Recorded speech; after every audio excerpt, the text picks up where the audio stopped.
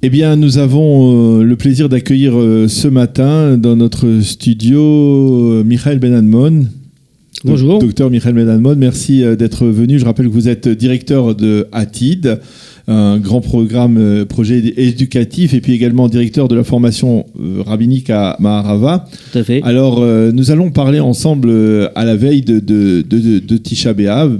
Shabbat, c'est Tisha B'Av, et bien entendu le jeûne est repoussé à dimanche, mais nous sommes dans cette atmosphère du Shabbat Razon, de ces journées difficiles qui terminent les 3 semaines qui séparent le Shiva Asar B'Tammuz de Tisha B'Av, et nous voulions vous demander comment on marque cette journée de Tisha B'Av dans la réalité d'Israël aujourd'hui, 70 ans après la création de l'État d'Israël. Est-ce qu'aujourd'hui en Israël, Tisha B'Av c'est avant tout une fête à connotation religieuse, c'est le jeûne, c'est la destruction du Beth Amikdash, ou alors c'est une fête à connotation plus nationale, c'est un deuil national, on le sait, les lieux de réjouissance, de détente, les restaurants, cinémas, etc. sont fermés. Est-ce que c'est avant tout une journée de deuil national ?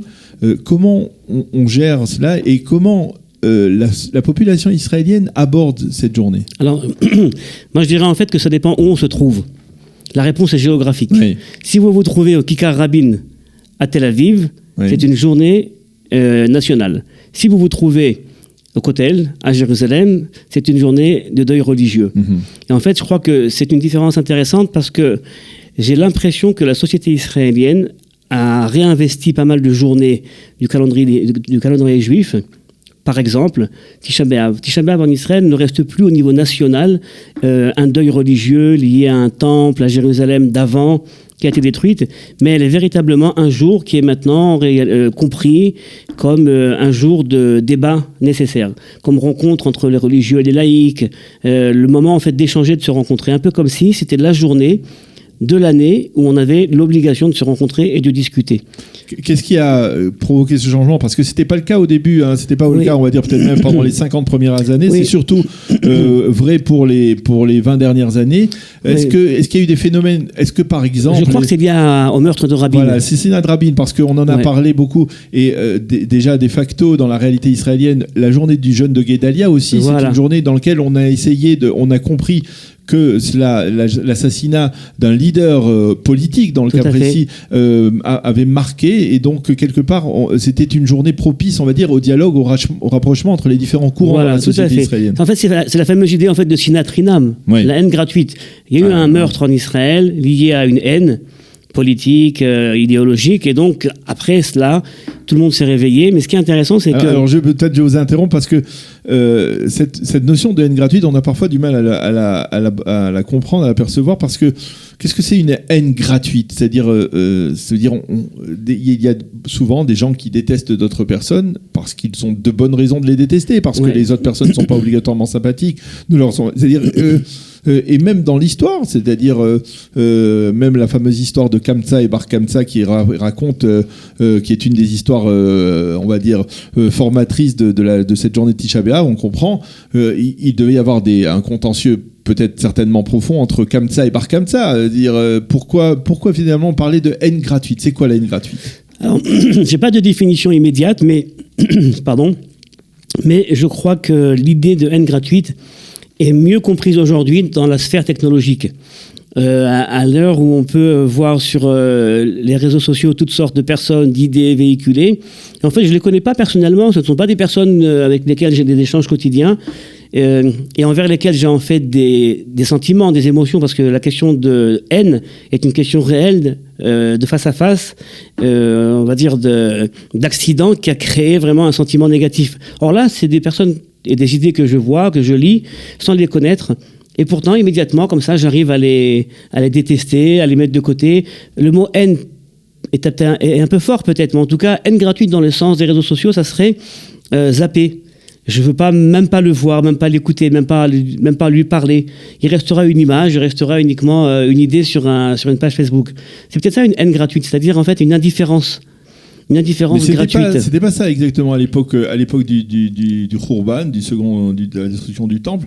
On dit toujours les Romains, il y avait l'occupation romaine, et puis il y avait les zélotes, il y avait ceux qui combattaient les Romains. Ouais. Le jour, ils combattaient les Romains, la nuit, ils se disputaient entre eux, ou le contraire. Ouais. C'est-à-dire, il y avait vraiment un engagement, je dirais, beaucoup plus actif, quoi, de guéguerre, d'accord. Mais si on réfléchit en fait au concept, moi je me pose la question, qu'est-ce qui est plus grave, une haine qui est en fait une haine, je dirais, assez artificielle, parce qu'elle n'est pas fondée sur quelque chose de réel au niveau de l'expérience, ou alors l'indifférence. Et aujourd'hui, peut-être que l'indifférence est bien plus grave, que cette haine gratuite, parce qu'elle nous permet plus de haïr. Quelqu'un qu'on peut haïr, c'est encore quelqu'un qu'on peut connaître. Mais quelqu'un qu'on ne peut même pas haïr, on ne le connaît même plus. Oui. Donc il y a vraiment un fossé qui peut se créer à ce moment-là. C'est encore plus grave. L'indifférence est vraiment un véritable fléau aujourd'hui. Alors, effectivement, ça nous rapproche un peu.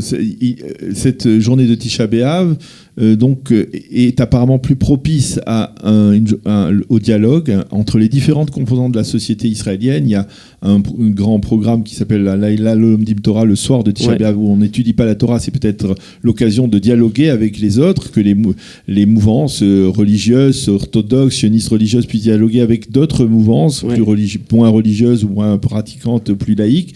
Ça se passe concrètement dans la réalité d'Israël aujourd'hui. Il y a ce genre de dialogue. Vous participez à ce type de dialogue? Moi, cette année, je vais y aller. C'est à côté de chez moi, donc je vais y aller. Tout d'abord parce que j'aime bien les belles initiatives nouvelles israéliennes. De rapprochement. Voilà, donc je vais y aller. Est-ce que c'est bénéfique? Est-ce que ça apporte quelque chose? Ou alors c'est une parenthèse provoquée par justement le calendrier hébraïque et qu'après finalement, surtout en cette période électorale où on va dire les divisions se sont mises en exergue sur le plan politique et idéologique, finalement on retombe toujours dans des divisions et que ça fait partie, c'est une partie innée de la réalité israélienne. Moi j'ai l'impression que les personnes qui participent à ce genre de programme ne viennent pas des extrêmes. C'est-à-dire que les extrêmes qui devraient se rencontrer ne se rencontrent pas, même là-bas. C'est toujours en fait une sorte de centre, on va dire modéré des deux côtés, pas trop ultra-orthodoxe, c'est pas non plus trop laïque. Des personnes qui veulent discuter, qui viennent et qui se rencontrent. Donc quelque part, c'est un petit peu, je dirais, tronqué comme donne. C'est-à-dire qu'on va pas rencontrer l'autre par excellence. Je vais pas aller rencontrer là-bas quelqu'un qui vraiment m'exaspère et essayer à travers ce débat-là. Mais le dialogue entre les extrêmes est toujours difficile, il est presque impossible. Oui, mais c'est lui qui, au fond, crée les véritables problèmes. Et je vais vous dire, moi, concernant Tisha B'Av, et d'ailleurs peut-être que c'est quelque chose qui fera rire. J'ai il y a quelques années partagé à certains élèves rabbins une expérience. Je leur ai dit, voilà, j'étais au Kotel le soir de Tisha B'Av, je suis arrivé là-bas et j'ai vu quelqu'un assis par terre en train de se lamenter, en train de pleurer, mais à chaudes larmes. Et là, paradoxalement, j'ai commencé à rire. Alors, est-ce que je suis quelqu'un de mauvais... Peut-être comme Rabbi Akiva. Voilà, ça serait, si je pouvais me comparer à Rabbi Akiva, ça serait bien. Mais là, c'était un rire, je dirais, qui découlait, non pas d'un mépris, mais j'ai eu l'impression qu'il y avait de l'hypocrisie. Ou alors une mécompréhension du phénomène de destruction du temple et de Jérusalem, et quelque part, on va dire, se mettre quelque part émotionnellement où on n'était pas vraiment. En fait, vous voulez dire que aujourd'hui, il est peut-être plus difficile de déplorer la destruction du temple que dans le passé, lorsque l'on était en diaspora, en exil. Aujourd'hui, finalement, c'est vrai que lorsque on arrive sur l'esplanade du Kotel le soir de Tisha B'Av, et à plus forte raison le lendemain dans la journée, on voit énormément de gens, on voit une vie juive, on arrive dans une Jérusalem qui est reconstruite, et ça pose toute la problématique, et je ne sais pas dans quelle mesure, effectivement, dans les milieux orthodoxes, dans les milieux religieux, on s'arrête sur cette problématique, de savoir comment marquer cette journée aujourd'hui, 70 ans après la création de l'État d'Israël. Dire aujourd'hui, c'est une des questions qui est posée aujourd'hui par certains rabbins, mais qui n'ont pas tranché, ça il faut bien l'avouer. Dire aujourd'hui, Nachem dans la prière de Mincha de Tisha B'Av est à Vélétion et parlait de Jérusalem comme une ville Chareva, détruite, Bezouya, offensée, même si effectivement le Beth Amikdash n'est pas reconstruit, aujourd'hui Jérusalem c'est la capitale de l'État d'Israël, c'est une ville où il y a près d'1 million d'habitants, même s'il y a 250 ou 300 000 habitants arabes, c'est une ville qui se développe, qui se construit, c'est la réalisation des prophéties. Tout à fait. Alors comment on doit aborder de ce point de vue-là, c'est-à-dire est-ce que finalement les rabbins, et je m'adresse à vous aussi en tant que, on va dire, rabbin ou guide spirituel d'une certaine manière, est-ce que les rabbins n'ont pas le courage suffisant pour modifier des choses, ou alors tout simplement on est dans une période charnière où on a du mal à prendre des décisions? Alors je crois que les deux réponses sont justes, c'est-à-dire qu'à la fois c'est une période charnière et d'un autre côté les rabbins n'ont pas également la volonté peut-être ou les capacités ou les épaules assez larges pour changer les choses. Mais pour revenir à ce point-là, comment vivre aujourd'hui Tisha B'Av? Je crois qu'il y a deux choses tout d'abord. Il y a en effet considérer la fête, le jour, mais en tout cas même certaines fêtes, comme des journées qui, aujourd'hui, dans la réalité israélienne, n'ont plus la même teneur que celles qu'elles avaient en période de diaspora. C'est vrai, le judaïsme israélien est en train de se mettre sur place, est en train de se créer. Et dans ce cadre-là, eh bien, c'est difficile de vivre une journée de deuil quand Jérusalem est reconstruite. Mais ça, c'est le premier point. Et certains rabbins avaient déjà posé la question, à l'époque déjà du prophète Zacharie. Devons-nous continuer à jeûner alors que Jérusalem est reconstruite? Et je ne vais pas rentrer maintenant dans le débat halachique, mais un rabbin comme le Rav Shlouch, qui était le grand rabbin de Natania pendant très longtemps, a posé dans ses responsables, Chemda Gnouza, la question: devons-nous continuer à jeûner les 4 jeûnes alors que l'État d'Israël a été institué? Alors, et quelle était sa réponse? Alors, il a 10 pages où il dit qu'il faut annuler les jeûnes. Encore une fois, il y a le jeûne du 17 Tammuz, le 10 Tevet et Gedalia, 3 Tishrei. Oui. Et Tisha B'Av a un statut un peu différent, même s'il fait partie des 4 jeûnes institués après le temple. Il a un statut un peu différent du fait des 2 temples, et puis il y a eu une certaine également histoire qui a été ajoutée à Tisha B'Av. Juste une question historique. Dans la période entre les 2 temples, lorsque le second temple était reconstruit, est-ce qu'on célébrait Tisha B'Av comme la destruction du premier temple? Alors là, vous me faites rentrer dans le débat. Alors je vais vous dire. On a un texte dans Zacharie au 7e chapitre, où on a le récit d'une délégation babylonienne qui arrive à Jérusalem environ autour de l'année 518. Le temple a été reconstruit en 516. Donc le premier a été détruit en moins 586. C'est ça. Moins 538, déclaration de Cyrus, et les Juifs peuvent revenir en Israël. Il y a eu un essai de retour et de reconstruction du temple, ça n'a pas marché. Et donc, autour de 518 à peu près, donc 2 ans avant que le temple ne soit vraiment réétabli, la construction était déjà en son plein, platée de son plein, on a une délégation babylonienne qui arrive à Jérusalem, voir le prophète Zacharie, et qui lui pose la question: le temple va être reconstruit, devons-nous continuer à jeûner?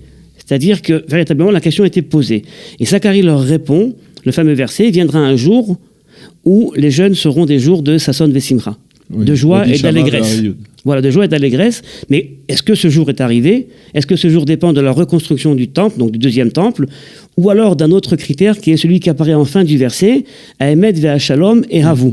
Le jour où vous serez capable d'aimer la paix et d'aimer la vérité, alors ce jour-là, les jeûnes disparaîtront.